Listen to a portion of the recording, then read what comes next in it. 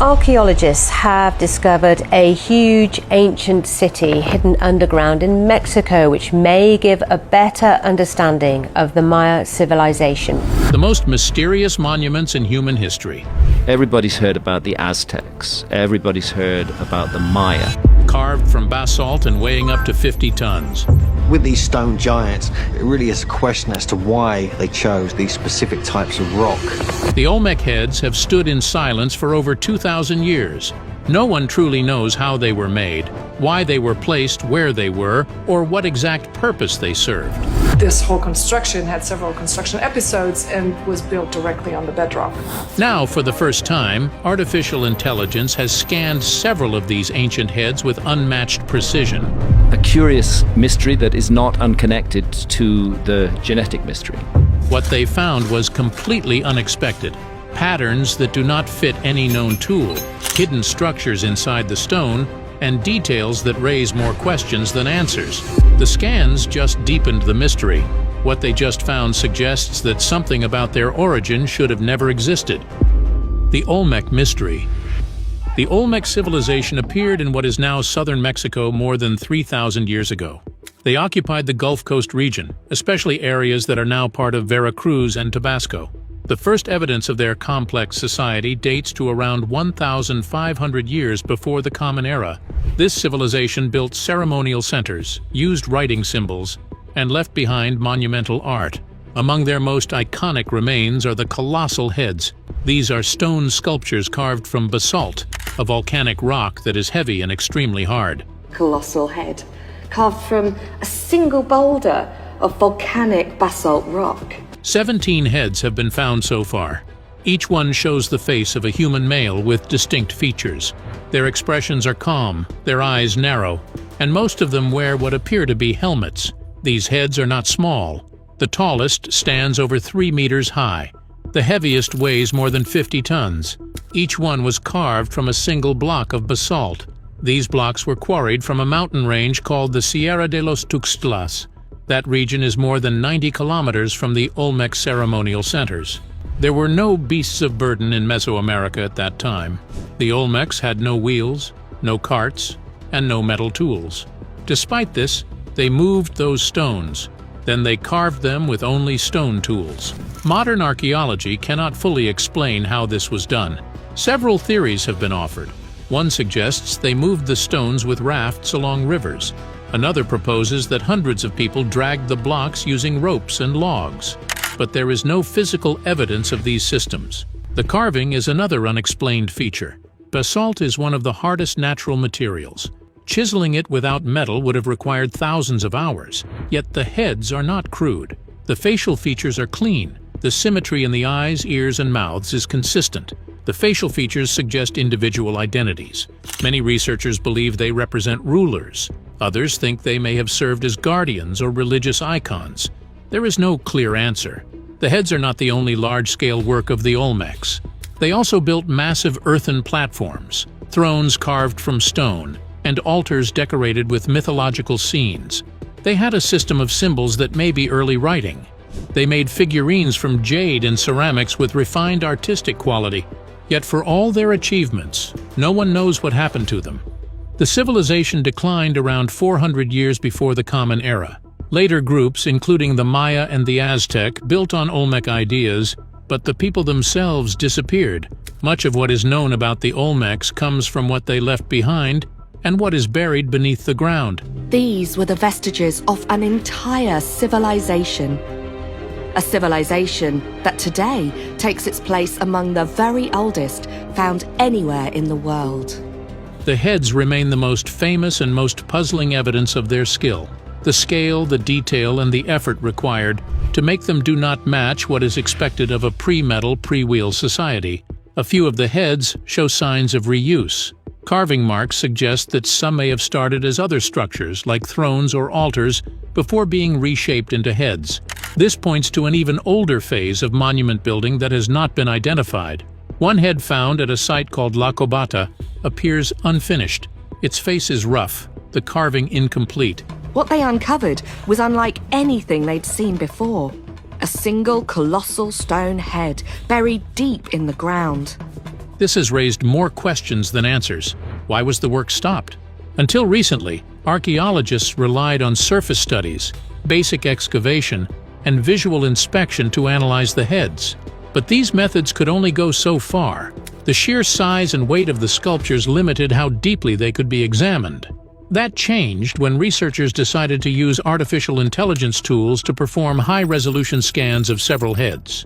These scans used structured light, laser mapping, and density modeling to capture what the human eye and traditional tools could not.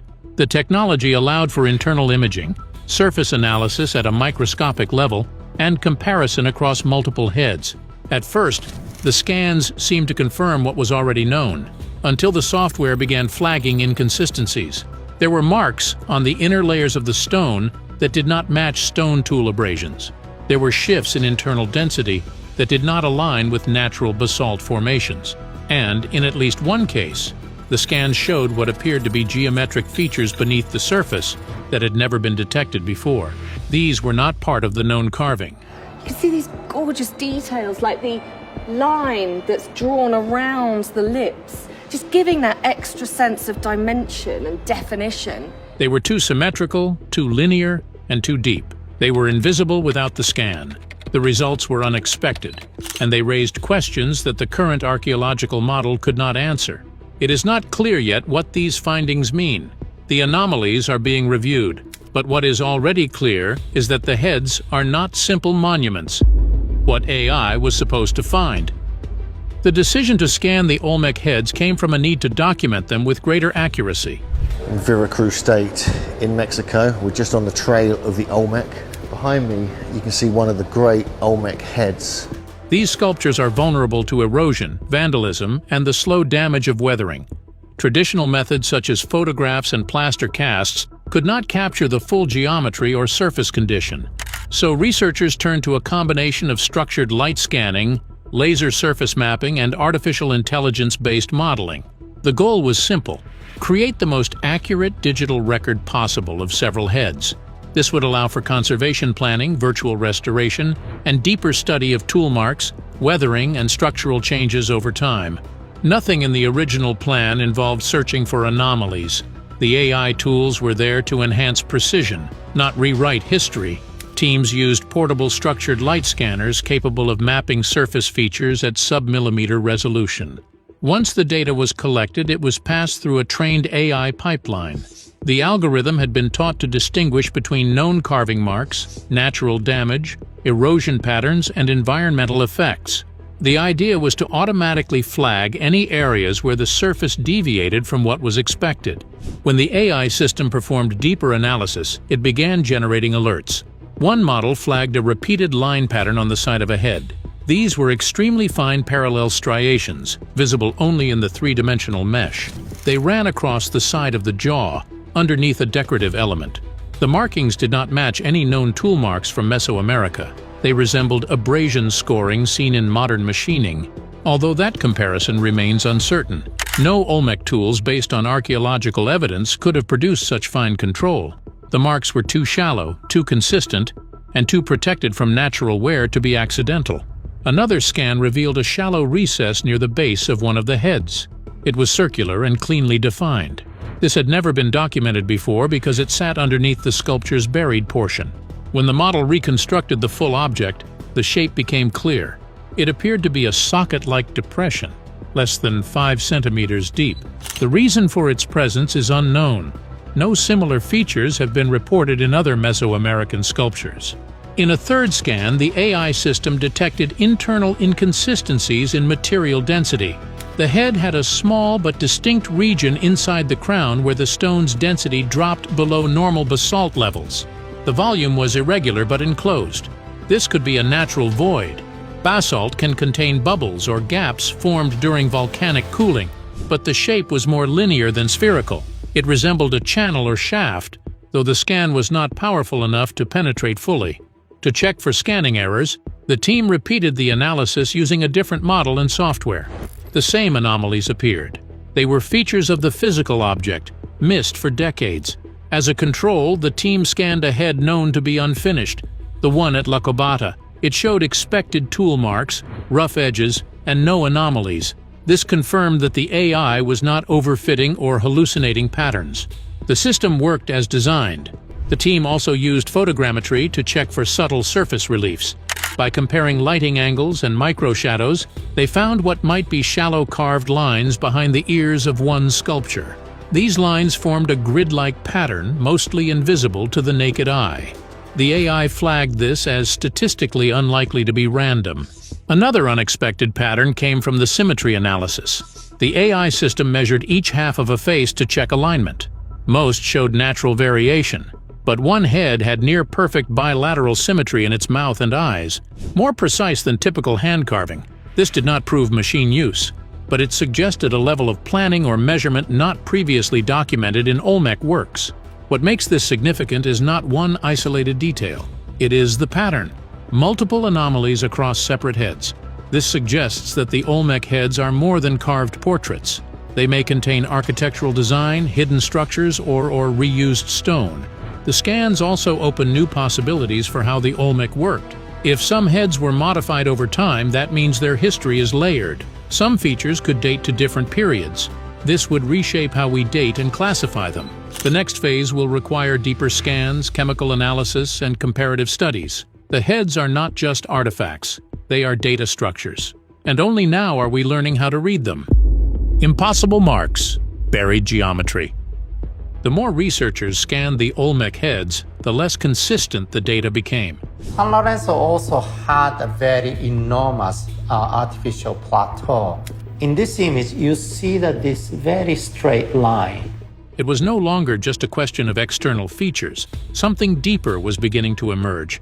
Elements that could not be explained by standard carving, typical weathering, or known construction methods from that period.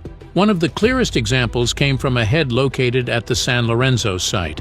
When the AI system enhanced the scan's internal imaging using adjusted light reflection algorithms, it detected a pattern that should not have been possible. Along the inner curve of the neck, a series of symmetrical indentations ran vertically. Each one was evenly spaced. Each had the same arc shape. The AI model could not match the pattern with any natural fracture sequence or erosion process. The hypothesis formed was simple. The indentations could represent either an inner reinforcement system or a pre-cut structure that guided the carving. But no known Mesoamerican technique matches this kind of internal shaping, especially not in basalt. This type of stone does not lend itself to internal design work. It is too hard. It cracks under stress. Creating features inside the rock without compromising the outer surface would require an understanding of stress distribution well beyond any known tools from that era. Another anomaly came from the material composition.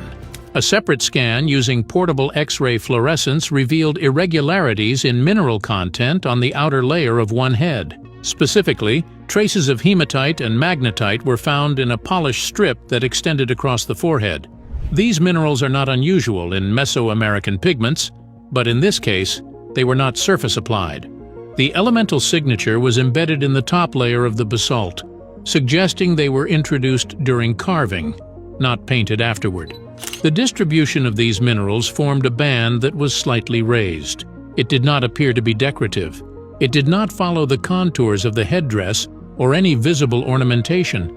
It cut across features. Under AI-enhanced scans, the surface had fewer microfractures than adjacent areas. The system flagged this section as anomalous. What makes this detail important is its location and consistency. Other heads showed no such feature. Only this one and only in that band. The theory that it was natural variation in the stone was ruled out after control samples from the same quarry showed no similar patterns. In a third case, a scan from the back of one head revealed what appeared to be a faint recessed spiral. The depth of the groove was less than half a millimeter, but it ran continuously for almost 1 meter in length. The spiral had 5 full turns, expanding outward from a central point near the crown. No Olmec artwork previously studied includes such a pattern. Spirals are present in other Mesoamerican art, often symbolizing water, wind, or time. But their appearance on a head, and on a non-visible section, is unprecedented. Some researchers believe that at least one of the heads was carved in multiple stages, using different types of tools. This observation supports the theory that the heads might have been recycled. Some could have started as thrones or monuments, then reworked into heads. This would explain certain inconsistencies in geometry and tool finish, but it does not explain why the inner marks or hidden spirals exist. If they were left over from previous forms, they should show signs of partial erasure. Instead, they appear intentional, preserved. The basalt used in this sculpture had unusual grain structures. When compared to control samples from the known quarry region, the match was incomplete. Most of the basalt in Olmec heads comes from the Tuxtlas range. This sample had higher levels of feldspar and slightly different magnetic properties. This suggests that either the source was a different part of the range, not previously mapped, or the stone came from farther away. What ties all of these anomalies together is their invisibility to the naked eye. No archaeologist studying these heads by sight could have spotted them. Only when AI-based scanning systems reconstructed their form with sub-millimeter detail did these features appear. The scans reveal a structure and complexity in the heads that was not previously documented. The implication is that either the Olmecs had more advanced techniques than we have given them credit for, or the heads have a more complicated history than previously assumed, perhaps both. What the AI scan has shown is not a supernatural artifact. It shows a sculpture possibly designed for something other than public display, and the more we scan, the more these buried designs continue to appear. More than monuments. The original purpose of the Olmec heads has always been uncertain. Most experts believe they were carved to represent rulers or elites, possibly to mark territory or commemorate political power. This is based on the head's unique facial features, elaborate headdresses, and their placement in central areas of known Olmec sites. But the new AI scans, along with the anomalies they revealed, suggest a more complicated role. These heads may have served a second function, one that goes beyond public symbolism. At La Venta, 4 heads were discovered, buried in a large ceremonial platform. That kind of treatment does not fit with the idea of public display. Instead, it suggests a kind of burial, a sealing or hiding of something once active or sacred. The choice to bury them may have been intentional, not accidental. They were not discarded. They were put away. Some of the heads show signs of defacement. Facial features were flattened or features chipped away. These changes were deliberate. One theory is that these heads were damaged during political change. When a ruler fell out of power, his image was defaced. But another possibility is that the heads were part of a cycle, created, displayed, buried, and perhaps even reused. If this is true, then they were not just statues. They were ritual tools, involved in events that were repeated over generations. AI analysis also revealed symmetry patterns that suggest mathematical planning. One head had perfect alignment between the eyes, nose, and mouth, down to sub-millimeter scale. This level of precision is rare in freehand carving. It implies some kind of layout system. A few researchers believe this could point to modular carving methods or templates used to guide sculptors. That means the heads were not just art. They were measured, calculated, and executed with architectural care. That pattern is also reflected in the head's orientation. At least 5 of them face in cardinal directions: north, south, east, or west. This is common in Mesoamerican sacred planning. Temples, ball courts, and plazas were often aligned with solar or astronomical markers. If the heads were part of a larger spatial design, then they may have served a cosmological role, not just to show who ruled, but to connect the earthly and celestial order. One of the most unusual findings from the scans was the detection of recessed symbols on the back of a head at Tres Zapotes. The symbol was only a few centimeters wide, barely visible even under raking light. It looked like a cross inside a circle, not found in other Olmec iconography. No one knows its meaning. Some suggest it could be a directional marker. Others think it may have been part of a system used to align the head with other objects in space. Either way, it does not seem decorative. It was placed in a hidden location, not meant to be seen casually. There is also growing interest in the idea that the heads were part of a memory system. In some early societies, monuments were used to store information. Position, scale, shape, and order could carry encoded meaning. If the heads were laid out across ceremonial grounds according to a specific geometry, they could have served as a kind of spatial archive. This would make them part of a living knowledge system, not static memorials. The theory gains weight when comparing the heads to other Olmec structures. Several platforms and mounds at San Lorenzo and La Venta follow proportional patterns. Some are aligned with river paths. Others mirror solar angles at key points in the year. The heads fit into these alignments even when buried. That suggests the planning behind their placement was not random. Another point that supports multiple functions is the evidence of head recycling. At least 3 heads show signs of being recarved from older monuments. Tool marks that cross at odd angles, surface polishing that overlaps earlier edges, and unfinished facial contours all point to reuse. One head has what appears to be a throne seat carved into the back, now barely visible due to surface erosion. This feature would not exist if the block had been shaped only once. If the heads were recycled, that means they were not sacred in a permanent way. They could be transformed, reshaped, and repurposed. That flexibility suggests they served a role that changed with time, tied to social cycles, power shifts, or ceremonial needs. This again pushes against the idea of them as static monuments. They were active objects, possibly used across multiple generations. None of these interpretations can be confirmed with full certainty, but the scans revealed features that the public, and even experts, had missed for decades. If the Olmec heads were only meant to be portraits, their construction, placement, and reworking do not follow expected patterns. Their size, materials, and orientations match other sacred structures more than decorative art. Their surfaces contain details too fine for casual display. Their locations match ritual geometry, not random spacing. Whether ceremonial, astronomical, mnemonic, or architectural, the heads do not stand alone. They are connected to the land, to the stars, and to each other. They may not have been built to be seen. They may have been built to hold. And the data can't be unseen. The purpose of technology is not just to observe, it is to reveal. In the case of the Olmec heads, artificial intelligence did not find an answer. It found something else. It uncovered a pattern of mismatched details, inconsistencies, and hidden structures that suggest a deeper truth, one that has remained buried, not only in the soil, but in the assumptions behind centuries of study. From the beginning, these sculptures defied expectations. Their weight, their scale, and the skill used to create them placed them far beyond what most would assume of a culture with no metal tools, no wheels, and no written records. But archaeology accepted the mystery as a sign of creative ingenuity. The heads were seen as bold examples of early art. Powerful, yes, but simple in meaning. The new scans have changed that. What the data shows is not a single anomaly, it is a series of them. In nearly every head scanned, some detail did not match the expected profile. It might be a thin groove buried in the stone. It might be a void inside the structure. It might be a line of mineral concentration that did not belong. Each anomaly on its own is not enough to rewrite history, but taken together, they form a message. That message is simple. The current model is incomplete. The most surprising discovery was not on the surface. It was within. A model trained to simulate internal density based on laser reflection and surface geometry revealed inconsistencies in 2 of the heads.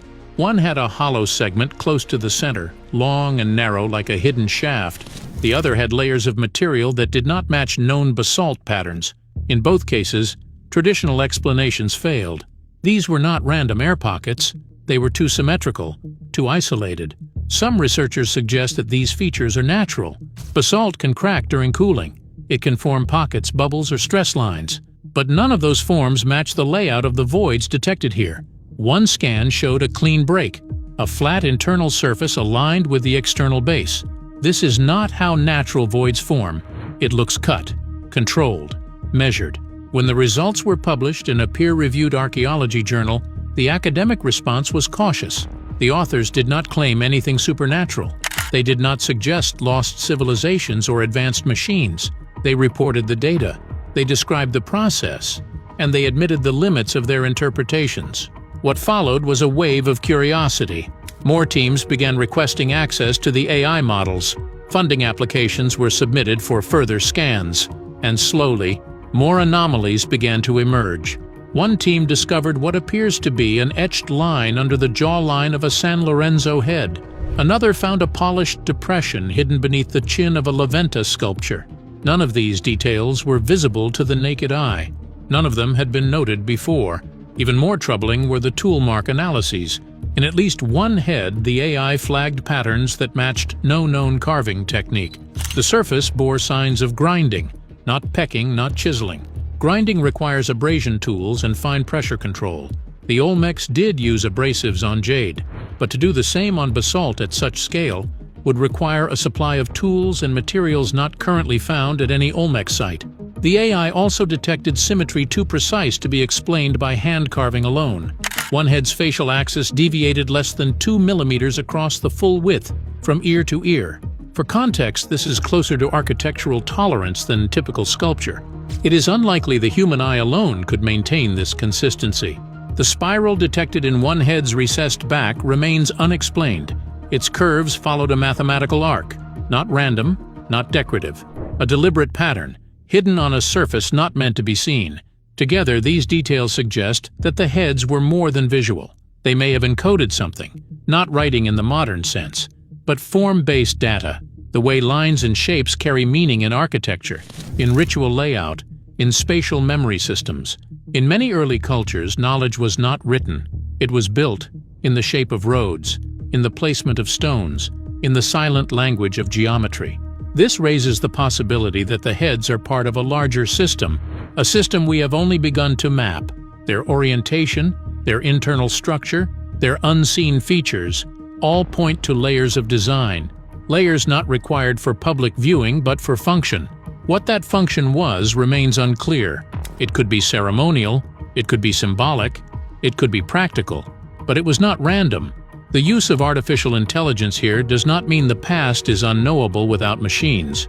It means that our assumptions must evolve. The heads have always been silent, but now, under light and lens and software, they are speaking. They tell us that ancient craftsmanship included choices we did not expect, that sculpture could serve multiple roles, seen and unseen. That form could carry knowledge long after the makers were gone.